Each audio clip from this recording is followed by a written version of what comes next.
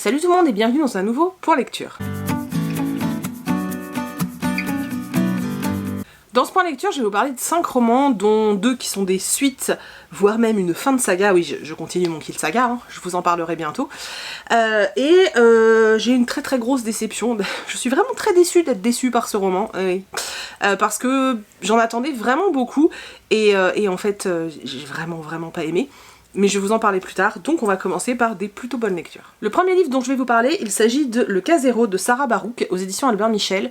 C'est un livre que j'avais très envie de lire depuis que j'avais lu Elle savait juste marcher tout droit, ou Elle voulait juste marcher tout droit, de la même autrice, qui avait été un joli petit coup de cœur. Du coup j'avais très envie de découvrir ce qu'elle avait écrit après.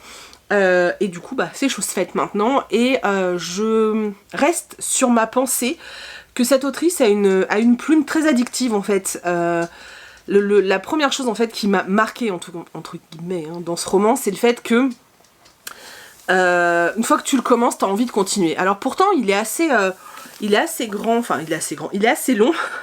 Je suis désolée, je suis perturbée, j'ai mon bras qui vient de me sauter sur les jambes. Il est assez long, il fait 530 pages, mais t'as envie de continuer l'histoire, t'es bien dedans, et voilà, je pense que la plume de l'autrice joue vraiment beaucoup dans cette sensation-là. L'histoire pour moi est aussi très intéressante. Je sais que l'un d'entre vous m'a dit qu'il avait été très déçu, qu'elle avait été très déçue, je ne sais plus, par ce roman. Et ben moi j'ai beaucoup aimé.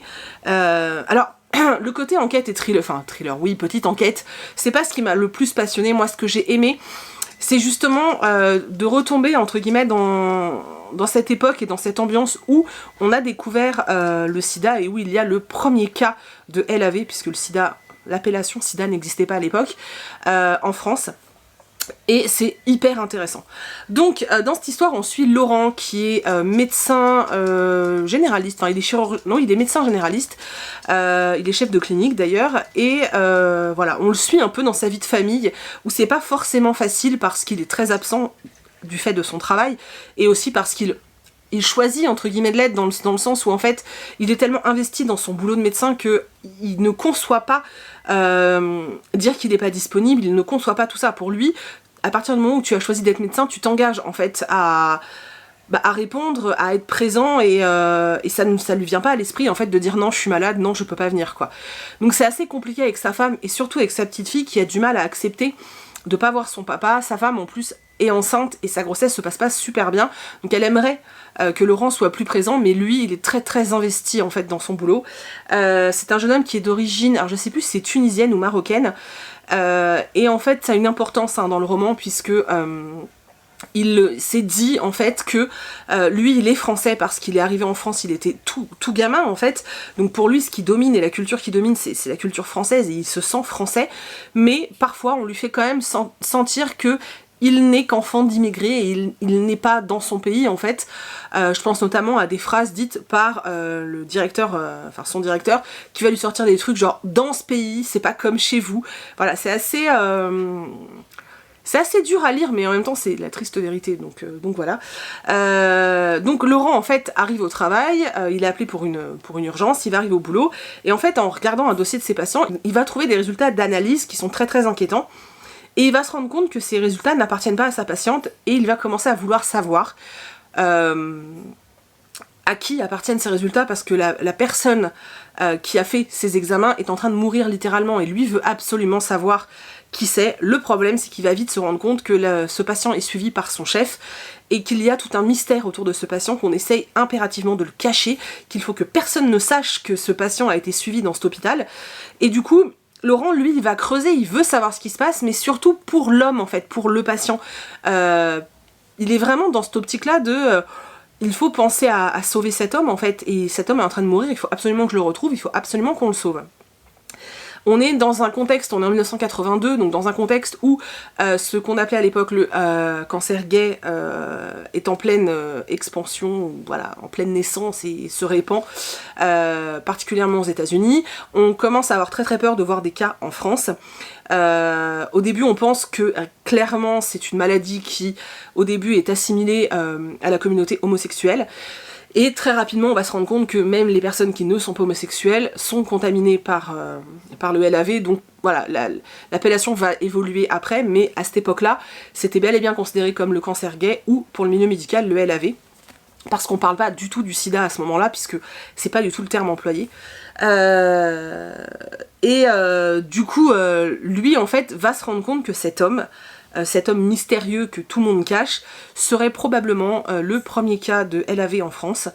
Et ça va être très compliqué parce que c'est vraiment une époque où on sait pas, en fait en 82, on sait pas tout ce qu'on sait aujourd'hui, à savoir que tu ne vas pas être contaminé en le touchant, que tu ne vas pas être contaminé par la salive, par la transpiration.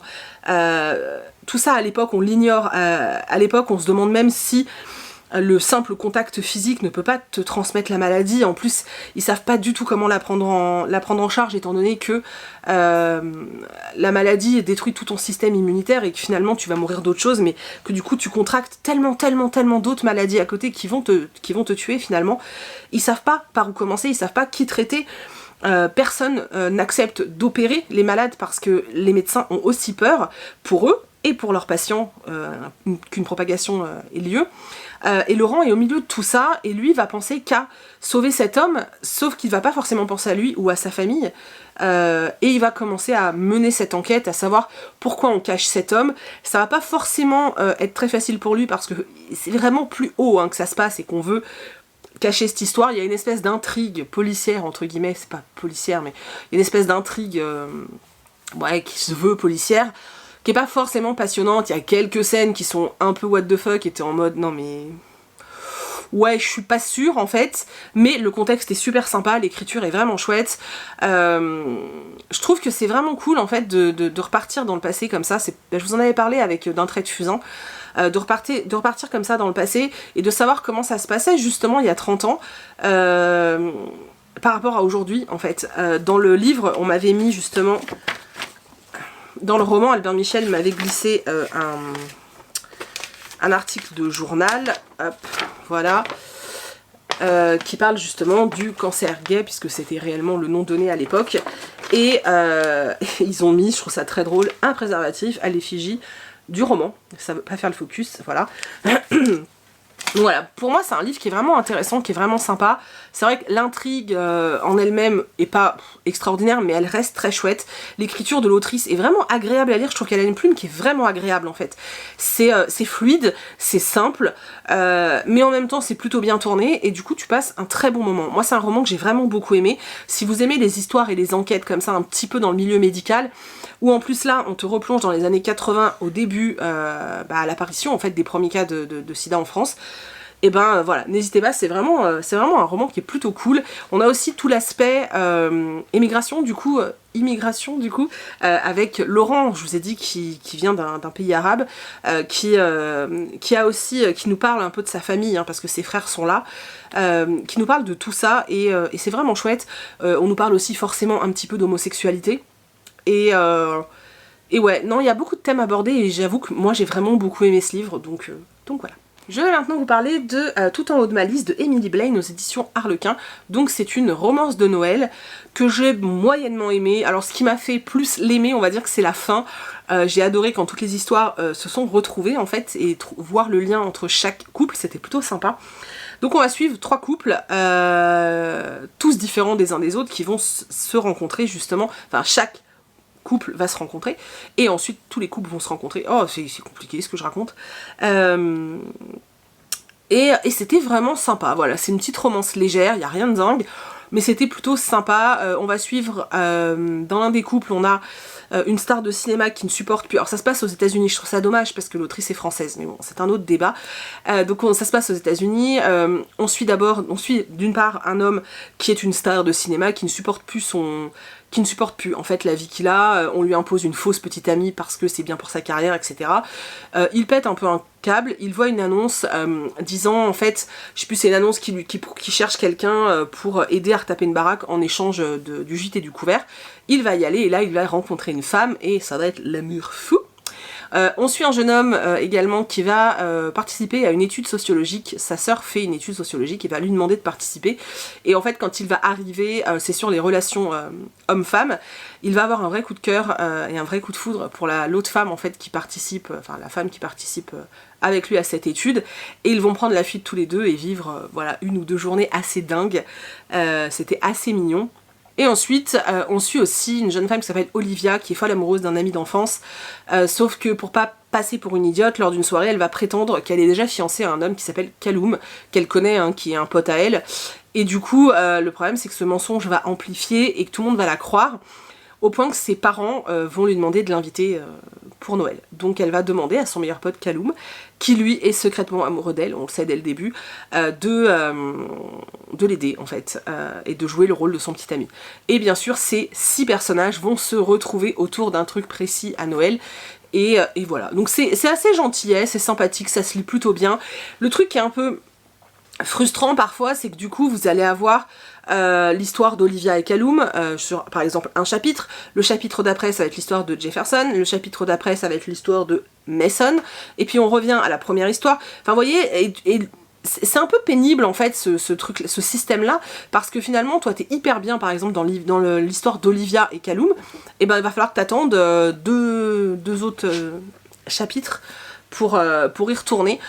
Mais bon, ça reste sympa, ça se lit plutôt bien, c'est assez léger, c'est très court, ça fait que 300 pages.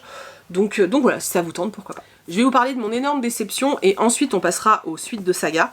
Donc j'ai lu La Maison des Secrets de Chris Columbus et Ned Vizzini aux éditions Pocket Jeunesse. Alors en haut du livre, on a une petite citation de J.K. Rowling où il y a écrit « De folles aventures, des montagnes russes au rythme infernal ». Alors oui, il y a un rythme infernal. Le problème, c'est qu'on a une action, une action, une action, une action, une action. Rien qui ne lie les actions entre elles. On comprend rien. C'est un rebondissement d'actions dans tous les sens. Ah, j'ai pas du tout aimé. Franchement, j'ai pas du tout aimé. Du coup, il n'y a rien qui est creusé. L'univers est pas creusé. On te pose là, comme ça. Moi, j'ai absolument pas réussi à me visualiser l'univers, alors que d'habitude, c'est quelque chose qui me pose aucun problème. Et c'est pour ça que j'aime la littérature de l'imaginaire. C'est justement pour pouvoir, moi, me créer cet univers et imaginer en fait imaginer tout en fait autour de moi. Et là alors rien du tout, j'étais tellement balancée à droite à gauche qu'au bout d'un moment j'étais paumée. Du coup je trouve que les personnages sont pas du tout sont pas développés, la psychologie des personnages n'est pas développée et voilà, ils sont là, ils ont un prénom, mais finalement on sait pas grand chose d'eux, à part l'un des gamins qui est fan de jeux vidéo, mais bon, mis à part ça, voilà. Il y a un truc qui est intéressant dans le roman, c'est pour ça que j'ai continué, mais finalement ça va pas au bout de l'idée et j'ai été vachement déçue. Donc dans cette histoire, on suit une famille qui cherche à acheter une maison. Le père, il est arrivé un truc assez bizarre au père qui est médecin, qui est chirurgien d'ailleurs, il lui est arrivé un truc assez bizarre, je vous laisse découvrir quoi. Et suite à ça, il a plus vraiment de boulot et ils vivent maintenant tous les 5 dans un petit appartement. Et pour redorer son blason et pour pouvoir mieux avoir une meilleure image en fait, puisque tout est un petit peu dans l'image, avoir une meilleure image, il veut racheter une maison pour, quand il va chercher du travail, voilà, dire voilà j'habite là, enfin bon bref. Ils vont tomber sur une maison qui est, donc ça se passe à San Francisco, qui est en flanc j'allais dire de montagne, mais enfin vous voyez ce que je veux dire, quoi, j'arrive plus à trouver mes mots, d'où on a une magnifique vue sur le pont de San Francisco, et ils vont tous les 5 tomber red dingue de cette baraque, donc les parents, la fille aînée qui s'appelle je ne sais plus comment, voilà, Cordelia, le fils Brendan et la petite Eleanor, donc ils ont 15, 12 et 8 je crois. Tout le monde va être fasciné par cette maison et tout le monde va vouloir s'y installer parce qu'elle est sublime, aussi bien de l'extérieur que de l'intérieur, et que surtout, elle coûte vraiment pas cher. Alors, ils vont pas trop se méfier, mais elle coûte vraiment pas cher.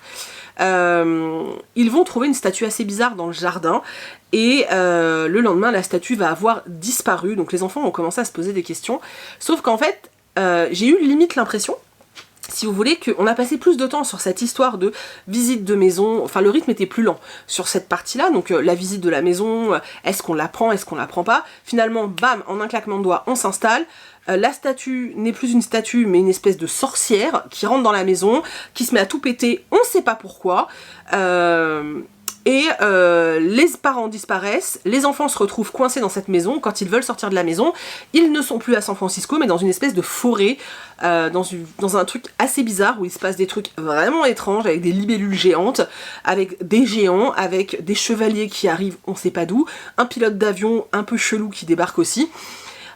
Et en fait, si vous voulez, toutes ces aventures que je vous ai citées, à la Jumanji un petit peu, eh bien elles sont collées les unes aux autres et elles s'articulent autour de rien. Voilà, c'est le sentiment que j'ai eu au moment de ma lecture, c'est qu'on n'avait rien pour articuler cette histoire. Alors au bout d'un moment, on nous explique ce qui se passe, parce qu'il faut savoir que la maison avant appartenait et surtout a été construite par un certain Christophe, qui est un auteur de livres assez particulier. Mais c'est vrai que j'ai vraiment pas accroché. Malgré cet enchaînement d'actions, en fait c'est ça, c'est un enchaînement d'actions, il se passe absolument rien d'autre. Et ben voilà, moi j'ai vraiment pas aimé, je me suis ennuyée.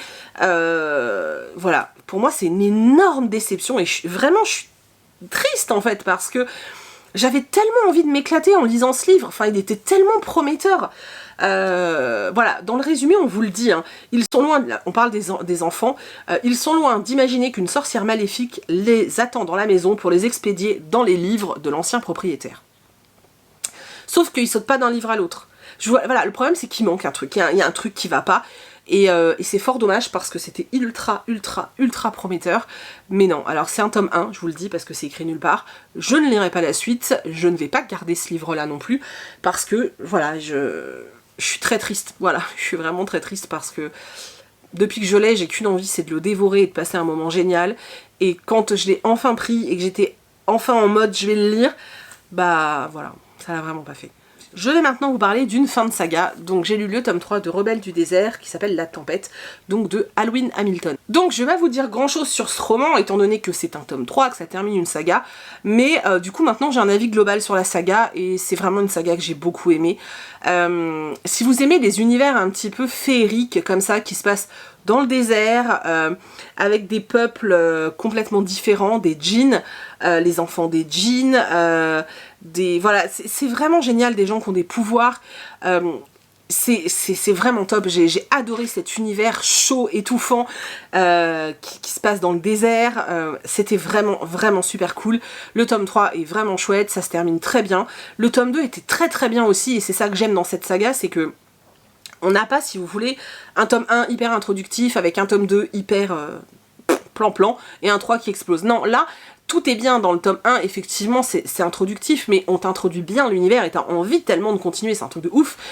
Le tome 2 est génial et le tome 3 est super. Je peux que vous conseiller sincèrement cette saga, qui est vraiment chouette, surtout si vous aimez ces univers un peu à... J'allais dire à la Sherazade, mais oui, c'est un peu ça, parce que vraiment c'est chouette et ça se lit comme ça.